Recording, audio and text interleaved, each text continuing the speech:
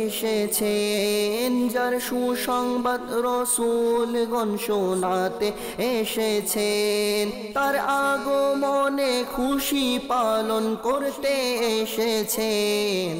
আলহামদুলিল্লাহ রাব্বিল আলামিন ওয়াসসালাতু ওয়াসসালামু আলা সাইয়্যিদিল মুরসালিন আম্মা বা'দ ফাআউযু বিল্লাহি মিনাশ শাইতানির রাজীম বিসমিল্লাহির রহমানির রহিম الصلاة والسلام عليك يا رسول الله وعلى آلك وأصحابك يا حبيب الله الصلاة والسلام عليك يا نبي الله وعلى آلك وأصحابك يا نور الله প্রিয় মাদানী চ্যানেলের দর্শকবৃন্দ, আলহামদুলিল্লাহ আজ্জা ওয়া জাল্লা উপস্থিত হয়েছে মাদানী চ্যানেল বাংলা এর বিশেষ অনুষ্ঠান শানে মুস্তাফা সাল্লাল্লাহু তাআলা আলাইহি ওয়া সাল্লাম বুখারী শরীফের আলোকে অনুষ্ঠানের মধ্যে।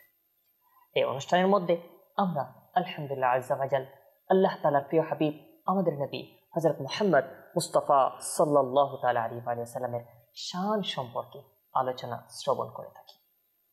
আর শুরুতে দরুদে পাক পাঠ করার একটি ফজিলত শ্রবণ করে থাকি।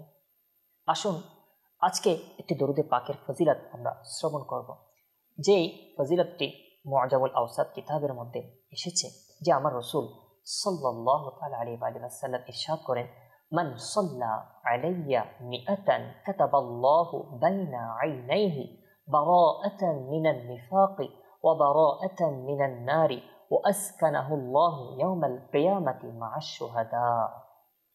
অর্থাৎ আমার রাসূল সাল্লাল্লাহু তাআলা আলাইহি ওয়া সাল্লাম এভাবে ঘোষণা করে, যে ব্যক্তি আমার উপর 100 বার দরুদে পাক পাঠ করে, আল্লাহ তাআলা তার দু চোখের মধ্যখানে এটা লিখে দেন যে সে নিফাক থেকে মুক্ত আর সে দুজকের আগুন থেকে মুক্ত, আর আল্লাহ তাআলা তাকে কিয়ামতের দিন শহীদদের সাথে রাখবেন।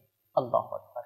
আসলে প্রিয় মাদানী দর্শকবৃন্দ, আমার রাসূল সাল্লাল্লাহু তাআলা আলাইহি ওয়া সাল্লামের প্রতি দরুদে পাক পাঠ করার যে কত ফজিলত, এটা আমরা কখনো বর্ণনা করে শেষ করতে পারবো না। আমরা যা কিছু বর্ণনা করি এর মাধ্যমে হয়তো আমরা নিজেদের আখিরাতের কিছু সামান জোগাড় করার মাধ্যম হবে, আর না হয় আমার রাসূলের শান, আমার রাসূল সাল্লাল্লাহু তাআলা আলাইহি ওয়া সাল্লামের উপর দরুদে পাকের ফজিলত আমরা কখনো বর্ণনা করে শেষ করতে পারবো না।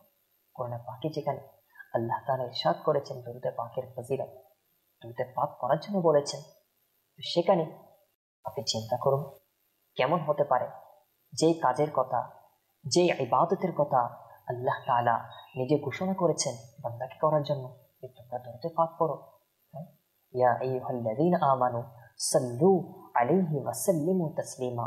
দরুদ সালাম প্রেরণ করার জন্য যেখানে আল্লাহ তাআলা ঘোষণা করেছেন, চিন্তা করে দেখুন কত গুরুত্বপূর্ণ হতে পারে। তো সুতরাং আর দেরি নয়, যখন এই সময় পাবে, যখন এই সময় হয়, আমার নবীর প্রতি, আমাদের নবী হযরত মুহাম্মদ মুস্তাফা সাল্লাল্লাহু তাআলা আলাইহি ওয়া সাল্লামের প্রতি দরুদে পাক পড়তে অবহেলা করবেন না। দরুদে পাক পাঠ করে নিন, নিজের জীবনকে আলোকিত করে নিন, নিজের আখিরাতকে সুন্দর করে নিন। আল্লাহ পাক রব্বুল আলামিন আমাকে, আপনাকে, আমাদের সকলকে ইখলাস সহকারে, আল্লাহ রাসূলের প্রেম সহকারে, আল্লাহ রাসূলের মুহাব্বত নিয়ে আল্লাহ রাসূলের প্রতি দরুদে পাক পাঠ করার এবং আখিরাতের নিয়ামত অর্জন করার সেই তৌফিক দান করুন। সাল্লু আলাল হাবিব সাল্লাল্লাহু তাআলা আলা মুহাম্মদ সাল্লাল্লাহু তাআলা আলাইহি ওয়া সাল্লাম সালাতান ওয়া সালামান আলাইকা ইয়া রাসূলুল্লাহ। প্রিয় মাদানী চ্যানেল দর্শকবৃন্দ, দেখুন আমরা আমার রাসূল সাল্লাল্লাহু তাআলা আলাইহি ওয়া সাল্লামের শান সম্পর্কে এই অনুষ্ঠানের মাধ্যমে আপনাদের নিকট পেশ করে থাকি। আজকে আমরা আল্লাহ রাসূল সাল্লাল্লাহু তাআলা আলাইহি ওয়া সাল্লামের যে শানের বিষয়ে আলোচনা করার চেষ্টা করছি, এটা হচ্ছে আমার রাসূল সাল্লাল্লাহু তাআলা আলাইহি ওয়া সাল্লামকে আল্লাহ তাআলা যেই বৈশিষ্ট্যসমূহ দান করেছেন, তার মধ্যে অন্যতম একটি বৈশিষ্ট্য হচ্ছে আমার রাসূল সাল্লাল্লাহু তাআলা আলাইহি ওয়া সাল্লামকে আল্লাহ তাআলা এমন একটা মুজিজা, এমন ক্ষমতা আল্লাহ তাআলা দান করেছেন যে আমার রাসূল সাল্লাল্লাহু তাআলা আলাইহি ওয়া সাল্লাম এক একটি কথার মধ্যে হাজারো অর্থ লুকিয়ে থাকে। অর্থাৎ অনেক কথাকে, অনেক গুরুত্বপূর্ণ বিষয়কে আমার রাসূল সাল্লাল্লাহু তাআলা আলাইহি ওয়া সাল্লাম সংক্ষিপ্ত একটা বাক্য দিয়ে বুঝিয়ে দেন। আমার রাসূল সাল্লাল্লাহু তাআলা আলাইহি ওয়া সাল্লামের এক একটি কথা আর আমাদের হাজারো কথা। তারপরও আমার রাসূল সাল্লাল্লাহু আলাইহি ওয়াসাল্লামের একটি কথার মধ্যে যেই ব্যাখ্যা বিশ্লেষণ রয়েছে সেটাই বেশি হয়ে থাকবে, সেটাই বাড়ি হয়ে থাকবে। আমার রাসূল সাল্লাল্লাহু আলাইহি ওয়াসাল্লামকে আল্লাহ তাআলা এমন ক্ষমতা দান করেছেন, এমন মর্যাদা দান করেছেন, এমন ইলম দান করেছেন। তো আমার রাসূল সাল্লাল্লাহু আলাইহি ওয়াসাল্লাম এই বিষয়টা কিভাবে আমাদেরকে জানিয়েছেন? আল্লাহ রাসূল সাল্লাল্লাহু আলাইহি ওয়াসাল্লাম ইরশাদ করেন, বুখারী শরীফের মধ্যে এসেছে, উতিতু জাওয়ামিআল কালিম, আমাকে জামি' কালিমাত দান করা হয়েছে। আমার রাসূল সাল্লাল্লাহু আলাইহি ওয়াসাল্লামকে যে ফজিলত সমূহ দান করা হয়েছে তার মধ্যে একটি ফজিলত হচ্ছে জাওয়ামিউল কালিম। আচ্ছা, এই সম্পর্কে আমরা যদি দেখি বুখারী শরীফের মধ্যে 1-2 জায়গায় 4-5 জায়গা মতো এভাবে রিওয়ায়াত এসেছে। আচ্ছা, এভাবে অন্য হাদিসে পাকে এসেছে। একটি রিওয়ায়াত পেশ করার চেষ্টা করছি, যে রিওয়ায়াতটি হযরত আবু হুরায়রা রাদিয়াল্লাহু তাআলা থেকে বর্ণিত, আর এই রিওয়ায়াতটি বাবুল মাফাতিহ ফিল ইয়াদ এর মধ্যে এসেছে। তিনি বলেন, সামি'তু রাসূলুল্লাহ সাল্লাল্লাহু তাআলা আলাইহি ওয়াসাল্লাম, আমি রাসূল পাক সাল্লাল্লাহু তাআলা আলাইহি ওয়াসাল্লাম থেকে শ্রবণ করেছি, ইয়াকুলু, এটা বলছেন যে আল্লাহ রাসূল এটা বলছেন, বুইসতু বিজাওয়ামিল কালিম, আমাকে আল্লাহ তাআলা যে প্রেরণ করেছেন জাওয়ামিল কালিম সহকারে প্রেরণ করেছেন। আল্লাহু আকবার। এরপর ওয়া নুসিরতু বির-রু'বি, আমাকে সাহায্য করা হয়েছে রু'বের মাধ্যমে।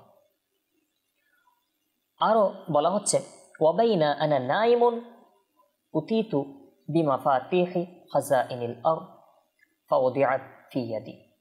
আমার রাসূল সাল্লাল্লাহু তাআলা আলাইহি ওয়াসাল্লাম এটাও বলেন যে আমি ঘুমন্ত অবস্থায় ছিলাম, আমাকে জমিনের খাজিনার যে কুঞ্জি এটা দেওয়া হয়েছে, আর এটা আমার হাতে রেখে দেওয়া হয়েছে। ক্বালা আবু আব্দুল্লাহ এটা বলেন, ওয়া বালাগানি আন্না জাওয়ামিআল কালিমি, যে জাওয়ামিআল কালিম এটা দ্বারা উদ্দেশ্য হচ্ছে আন্না আল্লাহ ইয়াজমাউল উমুরুল কাসীরা, আল্লাহ তাআলা অনেক বিষয়কে আল্লাহ তাআলা জমা করে দিয়েছেন, একত্রিত করে দিয়েছেন। আল্লাতী কানাত তুকতাবু ফিল কুতুবি ক্বাবলাহু, যা পূর্বেকার নবীগণদের অনেক কুতুবের মধ্যে, অনেক কিতাবের মধ্যে লেখা হয়েছে। এগুলো আল্লাহ তাআলা ফিল আমরিল ওয়াহিদি ওয়াল আমরাইনি আও নাহু যালিক, এটা একটা বিষয় একটার মধ্যে অথবা দুইটা বিষয়ের মধ্যে, এভাবে অনেক বিষয়কে আল্লাহ তাআলা একত্রিত করে দিয়েছে। আমার রাসূল সাল্লাল্লাহু তাআলা আলাইহি ওয়াসাল্লামকে আল্লাহ তাআলা এমন এমন কালাম বলা সেই ইলম আল্লাহ তাআলা দান করেছেন যে এক একটা কালামের মধ্যে হাজারো জিনিস, হাজারো বিষয় একটা কালামের মধ্যে, একটা কথার মধ্যে প্রকাশ হয়ে যায়। আল্লাহু আকবার। ইনশাআল্লাহ আমরা শ্রবণ করবো সেরকম কিছু কালাম। তার পূর্বে আরেকটা হাদিসে পাক আমরা শ্রবণ করি, এটাও বুখারী শরীফের হাদিসে পাক, বাবু কওলি নবী সাল্লাল্লাহু তাআলা আলাইহি ওয়াসাল্লাম বুইসতু বিজাওয়ামিল কালিম নামে এই বাব আপনার এটা নির্ধারণ করেছেন সেই বুখারী শরীফের মধ্যে। তো এভাবে তার মধ্যেও যদি দেখি হযরত আবু হুরায়রা রাদিয়াল্লাহু তাআলা থেকে এটা বর্ণিত যে আন্না রাসূলুল্লাহ সাল্লাল্লাহু তাআলা আলাইহি ওয়াসাল্লাম ক্বালা বুইসতু বিজাওয়ামিল কালিম, এর মধ্যে এসেছে জাওয়ামিল কালিম সহকারে আল্লাহ রাসূল সাল্লাল্লাহু তাআলা আলাইহি ওয়াসাল্লামকে আল্লাহ তাআলা পাঠিয়েছেন। আবু হুরায়রা রাদিয়াল্লাহু তাআলা এটা বর্ণিত, তিনি বলেন আন্না রাসূলুল্লাহ সাল্লাল্লাহু তাআলা আলাইহি ওয়াসাল্লাম ক্বাল বুইসতু বিজাওয়ামিল কালিম, এক কথায় আমার রাসূল সাল্লাল্লাহু তাআলা আলাইহি ওয়াসাল্লামকে জাওয়ামিল কালিম সহকারে যে এই দুনিয়ায় পাঠিয়েছেন, এটা আমার রাসূল সাল্লাল্লাহু তাআলা আলাইহি ওয়াসাল্লাম অনেকবার ঘোষণা করেছেন। প্রিয় আমাদের দর্শকবৃন্দ, তো এই হাদিসে পাকের মধ্যে অবশ্যই আরো অনেক পয়েন্ট রয়েছে, কিন্তু আজকে আমাদের যে পয়েন্ট নিয়ে আলোচনা এটা হচ্ছে আমার রাসূল সাল্লাল্লাহু তাআলা আলাইহি ওয়াসাল্লামকে আল্লাহ তাআলা যে এমন একটা ক্ষমতা, এমন একটা মর্যাদা, বৈশিষ্ট্য দান করেছেন, এমন একটা শান দান করেছেন। অল্প কথা বলবেন কিন্তু তার মধ্যে হাজারো কথা লোকে থাকে, হাজার কথাকে এক কথার মধ্যে আমার রাসূল সাল্লাল্লাহু তাআলা আলাইহি ওয়াসাল্লাম ইরশাদ করে দেন। তো এরকম এই জাওয়ামিউল কালিম এর বিষয়ে আমার রাসূল সাল্লাল্লাহু তাআলা আলাইহি ওয়াসাল্লাম অনেক জায়গায় ইরশাদ করেছেন। বুখারী শরীফের অনেক জায়গায় এভাবে এসেছে, কয়েকটি আমি পেশ করেছি। আরেকটি জায়গায় এভাবে এসেছে, ক্বালান নবিয়্যু সাল্লাল্লাহু তাআলা আলাইহি ওয়াসাল্লাম উতিতু মাফাতিহাল কালিম। আমার রাসূল সাল্লাল্লাহু তাআলা আলাইহি ওয়াসাল্লাম এটা ইরশাদ করেন, আমাকে মাফাতিহাল কালিম এটা দান করা হয়েছে, দেওয়া হয়েছে। আল্লাহু আকবার। তো আমার রাসূল সাল্লাল্লাহু তাআলা আলাইহি ওয়া সাল্লামকে আল্লাহ পাক রব্বুল আলামিন এই নিয়ামত, এই মর্যাদা দান করেছেন যে জাওয়ামিউল কালিম, মাফাতিহুল কালিম এটা দান করেছেন।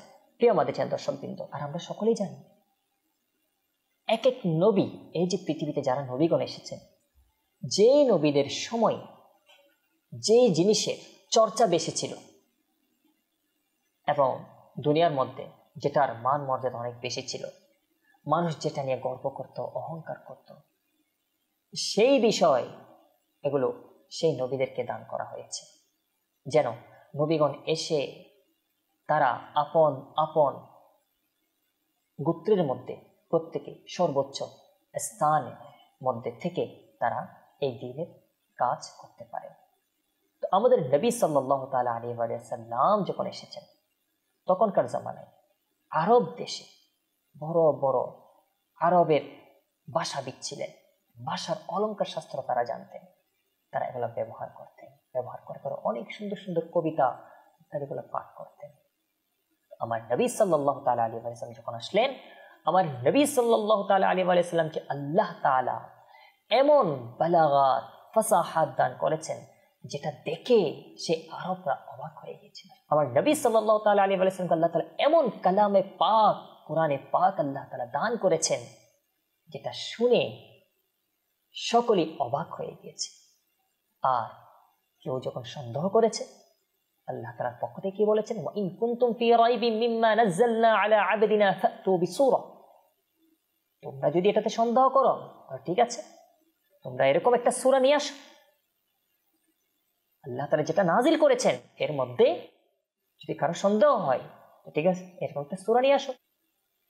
তো এটা কখনো সম্ভবই না, কেউ আনতেও পারেনি, আনতেও পারবে না, এটা কখনো সম্ভবই না।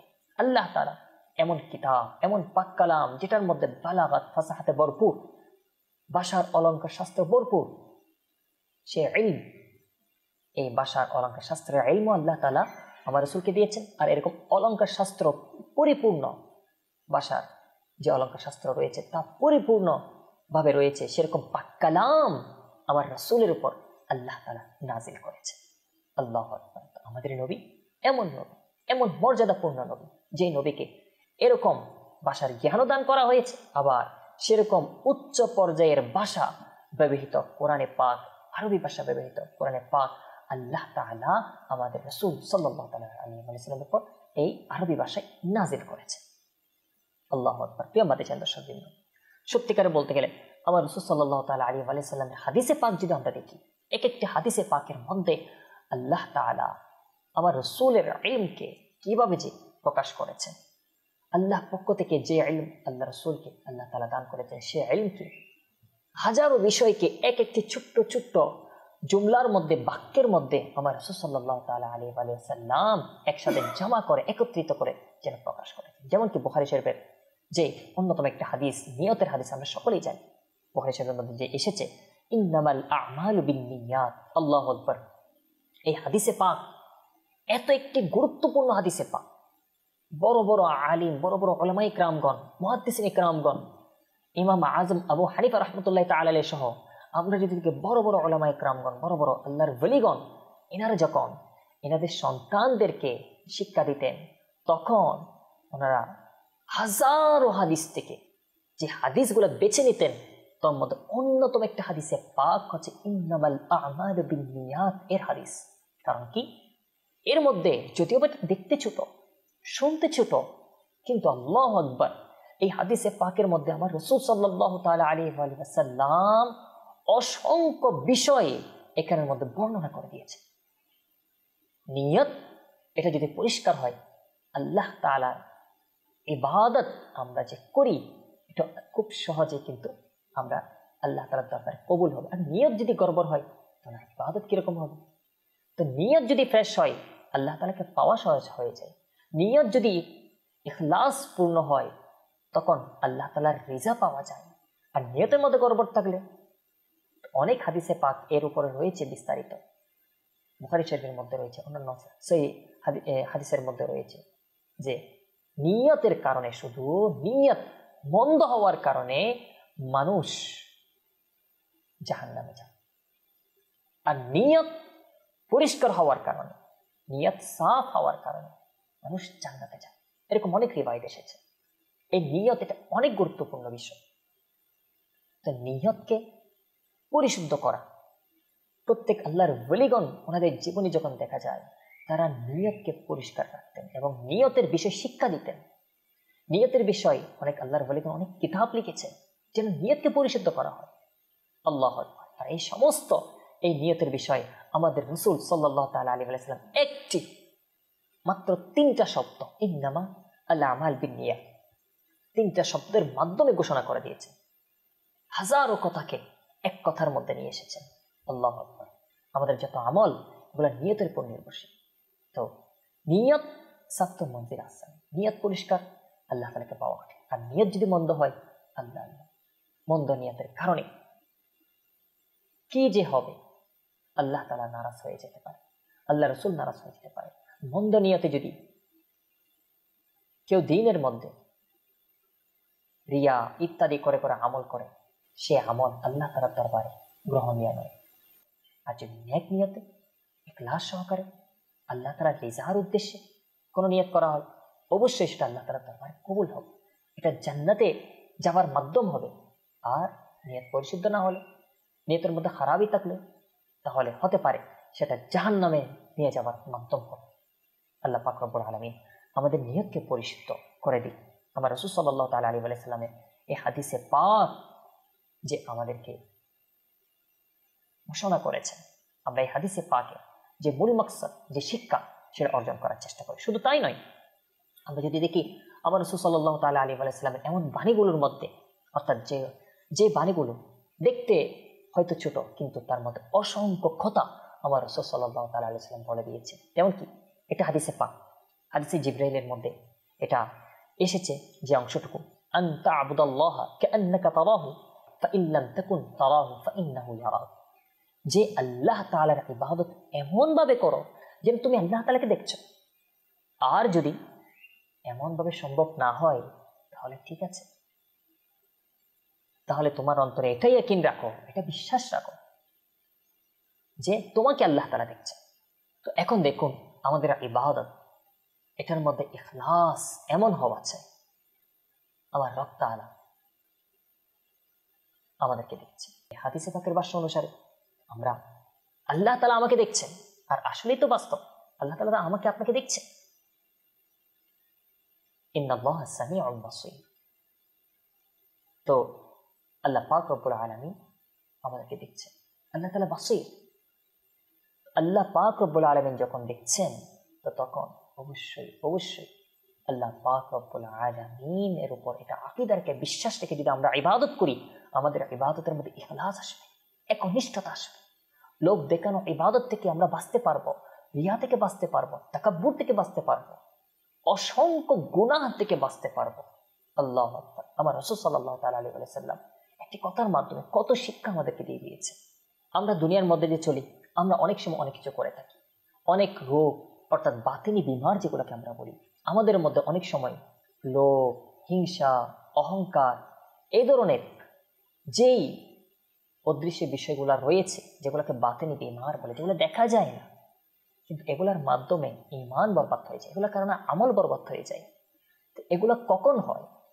যদি অন্তর কি হয়, অসুস্থ হয়।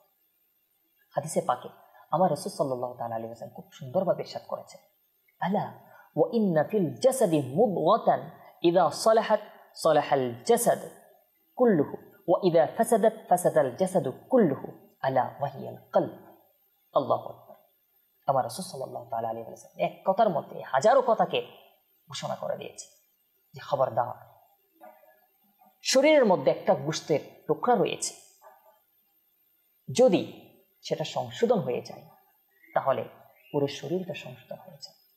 আর সেটা যদি বরবাদ হয়ে যায়, আল্লাহ, সেটা যদি সংশোধন না হয়, সেটা যদি বরবাদ হয়ে যায়, আল্লাহ, পুরো শরীরে বরবাদ হয়ে যাবে। সেটা কি?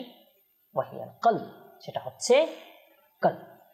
তো আমাদের কলব, এটাকে যদি আমরা পরিশুদ্ধ করতে পারি, আমাদের অন্তরকে যদি আমরা পরিশুদ্ধ করতে পারি, তাহলে এটার মাধ্যমে আমাদের বাকি জিসিমের এটাও পরিশুদ্ধ হয়ে যায়, এগুলো গুনাহ থেকে বাঁচতে পারবে। আসলে প্রিয় মাদ্রাসার দর্শক, আপনি চিন্তা করে দেখুন, আমাদের অন্তরের মধ্যে যদি সদা সর্বদা আমরা আল্লাহ তাআলা জিকিরকে আবশ্যক করে নিই, আল্লাহ রাসূল সাল্লাল্লাহু তাআলা আলাইহি ওয়া সাল্লামের জিকিরকে আবশ্যক করে নিই, সদা সর্বদা আল্লাহ রসুল সন্তুষ্টি মোতাবিক যেন আমরা চলতে পারি, এটা যদি আমরা অন্তরের মধ্যে বসিয়ে নিই, তাহলে অবশ্যই আমরা গুনাহ থেকে বাঁচতে পারব। এই কল্প এটাকে যদি শুদ্ধ করতে পারি, অন্তরকে যদি শুদ্ধ করতে পারি, তাহলে আমরা গীবত বলেন, হাসাদ বলেন, লোভ বলেন, রিয়া বলেন, অহংকার বলেন, অসংখ্য গুনাহ থেকে আমরা নিজেদেরকে বাঁচাতে পারি, নিজেদের শরীরকে বাঁচাতে পারি। এভাবে আমরা যদি দেখি আমার রাসূল সাল্লাল্লাহু তাআলা আলাইহি ওয়া সাল্লাম আরেকটা হাদিসে পাক, যদিও বা শুনতে অনেক ছোট, কিন্তু এর মধ্যে হাজারো বিষয় গোপন রয়েছে, যেটা হচ্ছে আল হায়াউ নিসফুল ঈমান। আল্লাহু আকবার। হায়া করা, লজ্জা করা ঈমানের অর্ধেকাংশ বলা হয়েছে, ঈমানের অর্ধেক বলা হচ্ছে। আল্লাহ, আসলে হায়া যখন চলে যায়, ইদা ফাআল হায়া ফাফআল মা শি'তা, বলা হয়ে থাকে যে যখন হায়া চলে যায় তো তখন তুমি যা ইচ্ছা তাই করো। আসলে মানুষের যখন হায়া চলে যায় না, লজ্জা চলে যায় না, তখন মায়ের সাথে, বাবার সাথে, ভাইয়ের সাথে যেমন ইচ্ছা তেমন ব্যবহার করে থাকে, মানুষের সাথে যেমন ইচ্ছা তেমন ব্যবহার করে থাকে। সে চিন্তা করে না যে এর ফলাফল কি হতে পারে। আর যার মধ্যে হায়া রয়েছে, লজ্জা রয়েছে, সে বড়জনের আদব রক্ষা করে, মায়ের আদব রক্ষা করে, বাবার আদব রক্ষা করে, উস্তাদের আদব রক্ষা করে। লজ্জা অনেক বড় বিষয়, নিজের সম্মানের চিন্তা করে। আর যার লজ্জা চলে যায়, সে নিজের সম্মানের চিন্তা করে না, সে যেমন ইচ্ছা তেমন করে। সে যেন এমন হয় যে তার মধ্যে একটা মনুষ্যত্ববোধ বলতে কিছুই নেই, এরকমও দেখা যায়। লজ্জা অনেক অনেক গুরুত্বপূর্ণ বিষয়। তো গুনাহ থেকে বেঁচে থাকার একটা মাধ্যম এটাও যে লজ্জা করা, কারণ যার মধ্যে লজ্জা থাকবে সে গুনাহ থেকে বাঁচতে পারবে। দেখুন, আল্লাহ রসুল থেকে হায়া করা। আমি যদি এই কাজ করে ফেলি, আমার আল্লাহ তাআলা আমার উপর নারাজ হয়ে যাবে না তো? আমি যদি এই কাজ করে ফেলি, আমার রসুল আমার উপর নারাজ হয়ে যাবে না তো? আল্লাহ কোনো কাজ করতে গেলে আল্লাহ রসুলের বিষয়ে লজ্জা করা, আল্লাহ, এটা অনেক একটা গুরুত্বপূর্ণ বিষয়। আমাদের মধ্যে যখন এটা আসবে, আমার আল্লাহ তাআলা আমাকে দেখছেন, আমার রসুল আমাকে দেখছেন, যখন অন্তরে এসে যাবে, তো আমরা যে কোনো কাজ করতে আমার রাসূল সাল্লাল্লাহু তাআলা আলাইহি ওয়াসাল্লামের সন্তুষ্টির দিকে আমাদের দৃষ্টি থাকবে, আমার আল্লাহ তাআলার সন্তুষ্টির দিকে দৃষ্টি থাকবে, তখন আমরা আমাদেরকে বাঁচাতে পারব। জি মাদ্রাসার দর্শকবৃন্দ, তো এই হায়া, লজ্জা এটা ঈমানের একটা অংশ, সুতরাং এটাকে আমরা আবশ্যক করি। প্রিয় মাদ্রাসার দর্শকবৃন্দ, এভাবে আসলে অনেক হাদিসে পাক রয়েছে। কয়েকটা হাদিসে পাক আমি আপনাদেরকে পেশ করার চেষ্টা করেছি।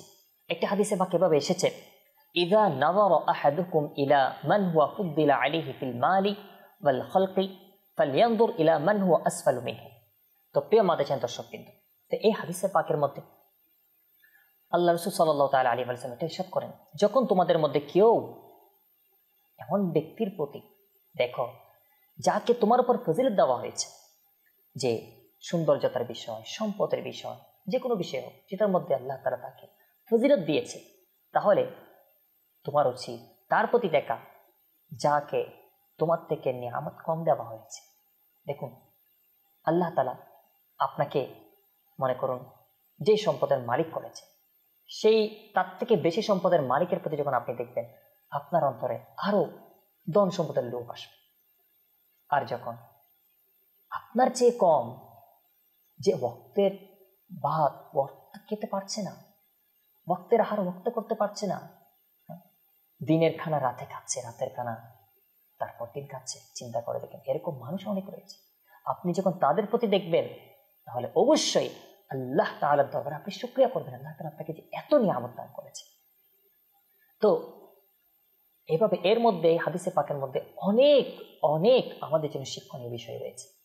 আমরা কিন্তু যে কোনো বিষয়ে যেটা আপনার থেকে বেশি এই দুনিয়ার ক্ষেত্রে যেটা নিয়ামত, যেটা দ্বন্দ্বগুলো ইত্যাদি এগুলো বেশি পেয়েছে, সে বিষয়ে অবশ্যই আমাদের উচিত আমরা যেন আমাদের নিচের দিকে দেখি। আর হ্যাঁ, যারা আল্লাহওয়ালা রয়েছে, মনে করেন দ্বীনের বিষয়ে যদি হয়, ইবাদতের বিষয়ে যদি হয়, তো ইবাদতের বিষয়ে আপনি আপনার উপরবর্তী যারা ইবাদত, অর্থাৎ আপনি 5 ওয়াক্ত নামাজ পড়েন, ঠিক আছে, যারা তাহাজ্জুদ নামাজ পড়ে তাদের প্রতি তাকান, যারা এক্সট্রা নফল নামাজ পড়ে তাদের প্রতি তাকান, যারা বেশি বেশি তাসবিহ পড়ে তাদের প্রতি তাকান, যেন আপনার মধ্যে আমলের প্রতি উৎসাহ আসে।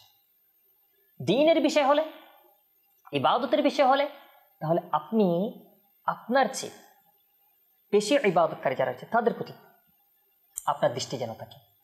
আর দুনিয়ার মাল, দ্বন্দ্বলত, সৌন্দর্য, এগুলার প্রতি যদি হয়, এগুলার বিষয়ে যদি হয়, তখন অবশ্যই অবশ্যই আপনি আপনার নিচে যারা রয়েছে, যাদের সম্পদ কম রয়েছে, আপনি তাদের প্রতি তাকান। অবশ্যই অবশ্যই দেখবেন আল্লাহ তাআলার দরবারে শুকরিয়া করতে ইচ্ছা হবে, আল্লাহ তাআলা আপনাকে এত নিয়ামত দান করেছে। তো প্রিয় মাদ্রাসার দর্শকবৃন্দ, এভাবে যদি বলতে যাই, অনেক হাদিসে পাকের মাধ্যমে আমার রাসূল সাল্লাল্লাহু তাআলা আলাইহি ওয়া সাল্লামের এই শান যে অল্প কথা আর তার মধ্যে হাজারো বিষয় বলে দিয়েছে। এভাবে অনেক হাদিসে পাক রয়েছে, অনেক কথাকে অল্প কথার মধ্যে প্রকাশ করে দিয়েছে। এভাবে অনেক হাদিসে পাক রয়েছে। কিছু হাদিসে পাক আপনাদের নিকট পেশ করার চেষ্টা করেছি। আর অন্যতম একটি ফজিলত, এটা আমার রাসূল সাল্লাল্লাহু তাআলা আলাইহি ওয়া সাল্লামকে আল্লাহ তাআলা দান করেছেন যে জাওয়ামিউল কালিম, অল্প কথার মধ্যে অনেক বর্ণনা, অনেক বিষয় প্রকাশ করে। আল্লাহ পাক রব্বুল আলামিন আমার নবী সাল্লাল্লাহু তাআলা আলাইহি ওয়া সাল্লামের যে ফজিলত আমরা শ্রবণ করলাম, তা যেন আমাদের অন্তরে আমরা লিখে রাখতে পারি, অন্তরের মধ্যে যেন আমরা ধারণ করে রাখতে পারি, এবং আমার নবী সাল্লাল্লাহু তাআলা সাল্লামের শানকে আরো বেশি বুঝার সেই তৌফিক, বলে স্মরণ রাখার, আমার নবীর প্রতি বেশি মহাব্বত সৃষ্টি করার সেই তৌফিক, সেই দয়া আল্লাহ তাআলা আমাদেরকে দান করুক। আমার নবীকে যেভাবে মহাব্বত করা দরকার সেভাবে মহাব্বত করার সেই তৌফিক, সেই দয়া আমাদেরকে দান করুক। এবং আমার নবীর প্রতি মহাব্বত রেখে আমার নবীর জিয়ারত করে করে দুনিয়া থেকে বেহিসাব মাগফিরাত সহকারে দুনিয়া থেকে যাওয়ার সেই তৌফিক আল্লাহ তাআলা আমাদেরকে দান করুক। আমিন বিজাহিন নবিল আমিন সাল্লাল্লাহু তাআলা আলাইহি ওয়া সাল্লাম। সাল্লু আলাল হাবিব সাল্লাল্লাহু তাআলা আলা মুহাম্মদ সাল্লাল্লাহু তাআলা আলাইহি ওয়া সাল্লাম। সালাতু ওয়া সালামু আলাইকা ইয়া রাসূলুল্লাহ। এসেছেন যার সুসংবাদ রাসূলগণ শোনাতে এসেছেন, তার আগমনে খুশি পালন করতে এসেছেন।